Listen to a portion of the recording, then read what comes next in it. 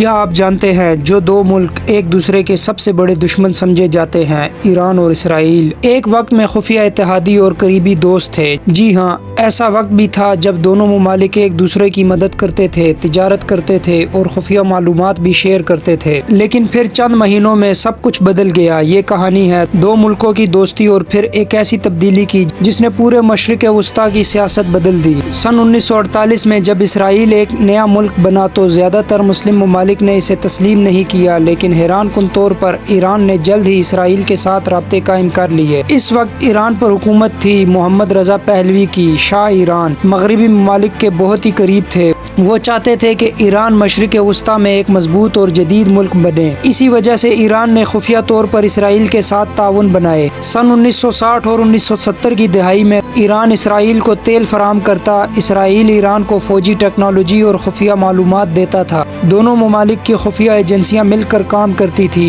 یہاں تک کہ اسرائیلی ماہرین ایران میں فوجی ٹریننگ اور سیکیورٹی سسٹمز بنانے میں بھی مدد دیتے تھے۔ بہت سے لوگوں کو تو یہ بھی معلوم نہیں تھا کہ دونوں ممالک آپس میں اتنے قریب ہیں۔ سب کچھ ٹھیک چل رہا تھا۔ سن 1970 کی دہائی کے آخر تک ایسا لگتا تھا کہ ایران اور اسرائیل کی دوستی آنے والے کئی سالوں تک جاری رہے گی، لیکن ایران کے اندر کچھ اور ہی چل رہا تھا۔ لوگ شاہ کی حکومت سے ناراض ہو رہے تھے، معیشت میں مسائل بڑھ رہے تھے اور ملک میں ایک طاقتور تحریک جنم لے رہی تھی۔ یہ تحریک جلد ہی ایران کی تاریخ کی سب سے بڑی تبدیلی بننے والی تھی۔ سن 1970 کی دہائی کے آخر میں ایران کے اندر حالات تیزی سے بدل رہے تھے۔ لوگ شاہ کی حکومت سے سخت ناراض ہو چکے تھے۔ حکومت پر الزام تھا کہ وہ بہت زیادہ مغرب اور امریکہ کے قریب ہو گئی ہے، جبکہ عوام کو لگتا تھا کہ ان کی ثقافت اور مذہب کو نظر انداز کیا جا رہا ہے۔ ملک میں احتجاج بڑھنے لگا۔ یہ احتجاج جلد ہی ایک بڑے انقلاب میں بدل گیا۔ سن 1989 میں ایران میں زبردست انقلاب آیا، ایرانین ریولوشن کہا جاتا ہے۔ اس انقلاب کی قیادت کر رہے تھے روح اللہ خمینی۔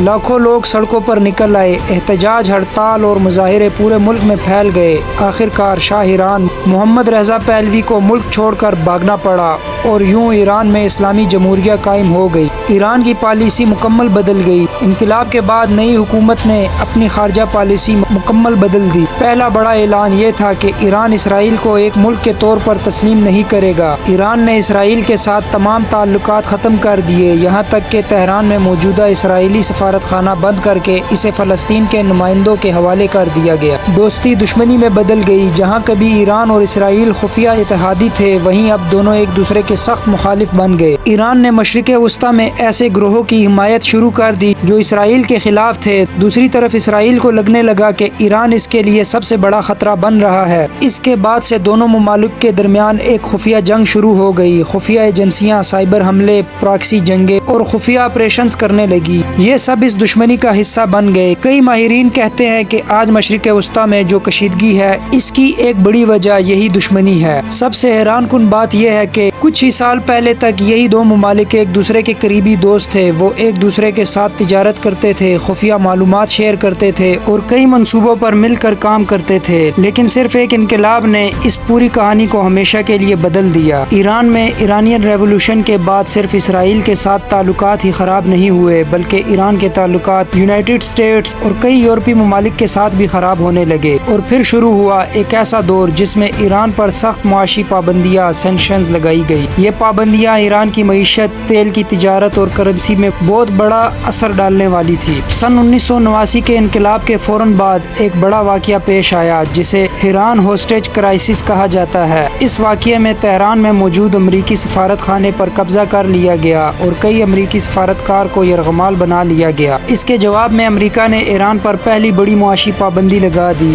ایران کی امریکہ میں موجودہ اربوں ڈالر کے اثاثے منجمد کر دیے گئے۔ ایران کے ساتھ تجارت پر پابندی لگا دی گئی، مالی لین دین محدود کر دیا گیا۔ یہ ایران کی معیشت کے لیے پہلا بڑا دھچکا تھا۔ ایران کی معیشت زیادہ تر تیل کی برآمد پر چلتی تھی، لیکن وقت کے ساتھ ساتھ امریکہ اور یورپی ممالک نے ایران کی تیل کے کاروبار کو بھی نشانہ بنایا۔ خاص طور پر سن 2000 کی دہائی میں جب ایران کے نیوکلیئر پروگرام پر عالمی تنازع شروع ہوا، اس دوران کئی ممالک نے ایران سے تیل خریدنا کم کر دیا۔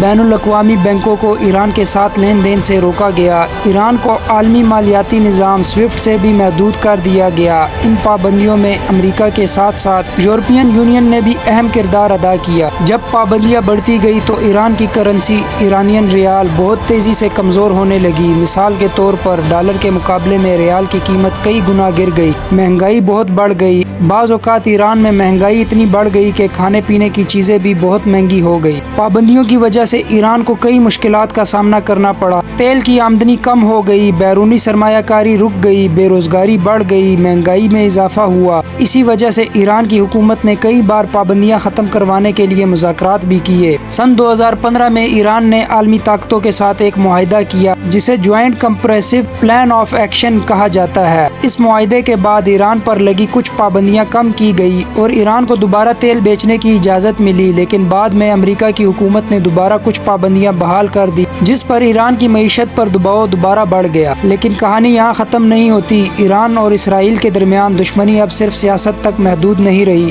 آج اس دشمنی میں شامل ہے خفیہ ایجنسیاں، سائبر حملے اور خطرناک خفیہ آپریشنز، اور ان میں سے کچھ آپریشنز اتنے حیران کن ہیں کہ وہ فلمی کہانیوں جیسے لگتے ہیں۔ ویڈیو پسند آئے ویڈیو کو لائک کر دیں، چینل کو سبسکرائب کر دیں اور ایسی ہی حیرت انگیز تاریخ جاننے کے لیے بیل آئیکن کو پریس کرنا نہ بھولیے گا۔